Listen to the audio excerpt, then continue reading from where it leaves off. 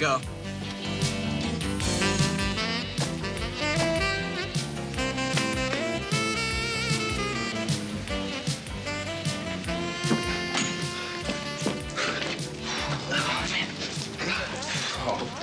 I gotta get to class. Yeah, me too. I'll catch up with you tonight.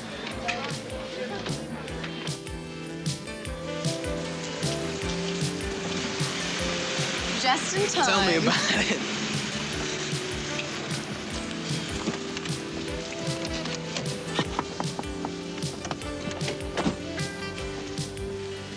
You know, Mark, you don't have to shower just to come to Driver Ed. Very funny. Okay. Okay, Janet, let's go out and make a right on 11th Street.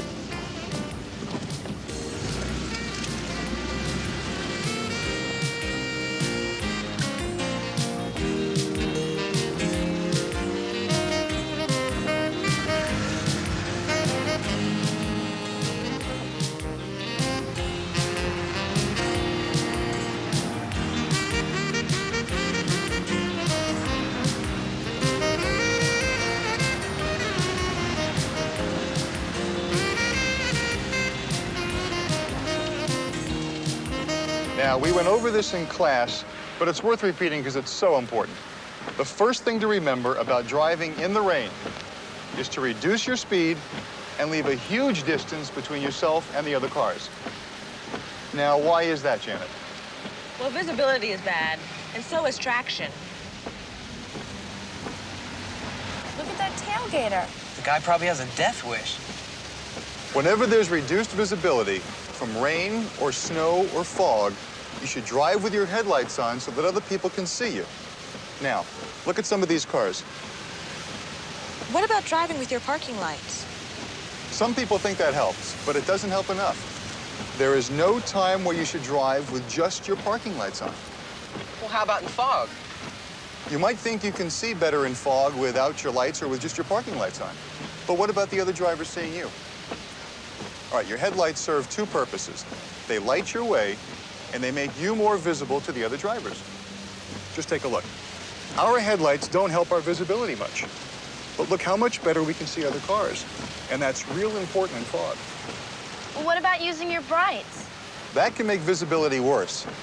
See, the light isn't just brighter, it's at a higher angle, and it just bounces back at you. So it's simple. Always use your low beam and never adjust your parking lights. Look, if the fog is thick, it's smart to get off the road. I mean, pileups happen because people just can't see far enough ahead. Lights or no lights. All right, Janet, try to ride your brakes lightly for a couple of seconds. Brake with the left foot and keep your right on the accelerator. This is one of the few times you should brake with the left foot. Now, why am I asking you to do that? To dry out the brakes because we went through a puddle. Good.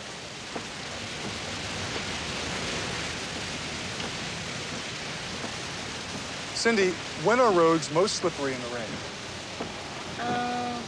Always? Mark? Well, I think just after the rain starts. Why? Well, because the water stands up on the oil and the dirt and grit of the road when there's just a little bit of rain. And after it's been raining a while, all that stuff's washed away. Good. Now, can you make a right up here?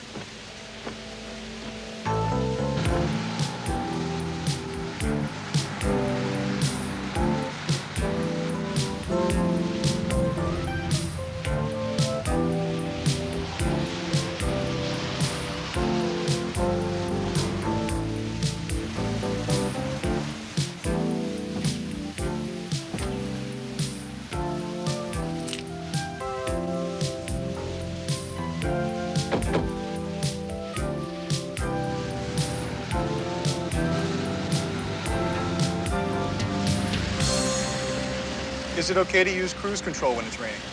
Sure. Anyone else? Well, you shouldn't use it anytime it's slippery. Why not? Because if you feel yourself slipping, you can't reduce your speed by taking your foot off the gas pedal. I never heard of that. That's true. Using cruise control in rain, ice, or snow can cause accidents. Now, if you're not using the cruise control, you can slow down by just easing your foot off the gas. And you'll do it a lot faster than turning off the cruise control with your hands. Well, can't you just tap the brake quickly? Even that fraction of a second can be critical. Look, if you started to skid, hitting your brakes can just make it worse. Now, if you want to maintain control, you just won't use cruise control when it's slippery. And the only time you should use it is when you're on a dry highway and there's little traffic.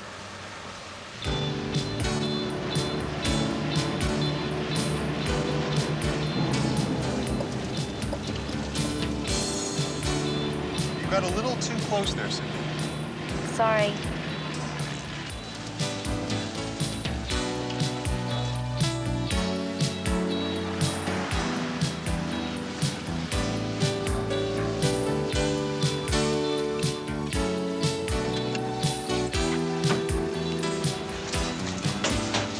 I'm gonna go find Walker, see if he can give me a ride. See ya.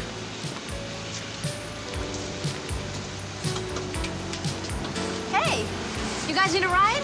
Oh, if you could, Robbie, that'd be great. Okay, come on, let's go. Thanks.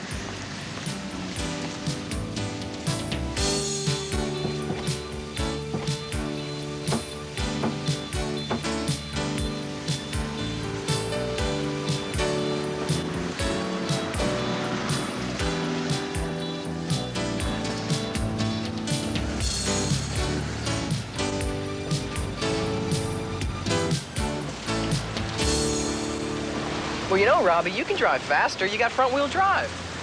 Front-wheel drive might give you traction, but the roads are still slick. And you know, you need just as much room to stop. Sometimes front-wheel drive gets people overconfident. See the tracks the car in front of us is leaving? Yeah? I'm trying to stay in them. Why? For traction. Come on. It's true, Mark. Now, how can it do that? You ever heard of hydroplaning? Yeah. If there's a film of water between your tires and the pavement, you're not going to get any traction. The faster you go, the more likely you'll hydroplane. Your wheels will spin and you'll lose control. You might not know it's happening till it's too late. It's a scary feeling. If you stay in the tracks of other cars, there's less water there, and you'll be less likely to hydroplane. But don't just follow the tracks. They could cross lanes, even go off the road. You've got to see the big picture at the same time. You two are worse than Mr. Gerard.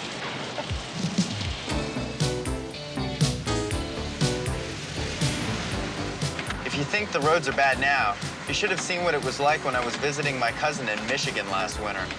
Yeah, my brother says driving on ice and snow is pretty weird. You have to handle the controls more gently, or else you'll skid. And if you skid, you have to know how to get out of it. What happens in a skid is that the back of the car tries to pass the front of the car. That'll turn you sideways or even all the way around. So what do you do? You've heard people say steer into the skid? Well, that's all right. But there's another way to think about it. Just steer the front of the car so you keep it ahead of the back of the car. It might sound stupid, but it works. What about pumping your brakes? People talk about doing that, but it doesn't work so hot nowadays. For a classic car like mine, it's okay, but not with these modern disc brakes. What you've got to do is press on the brakes gently and don't let them lock. It's like squeezing a sponge, steady, but not too fast. Whenever my cousin's coming up to a stop he thinks might be slippery, he goes into neutral. It makes a difference, especially when the engine is cold and idling fast. Another thing is, brake before you go into a turn. If you brake in a turn, it could cause a skid.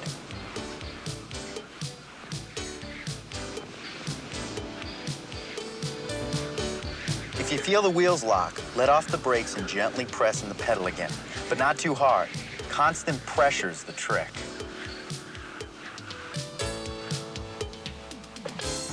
Mr. Gerard said that the best way to deal with skids is to avoid them.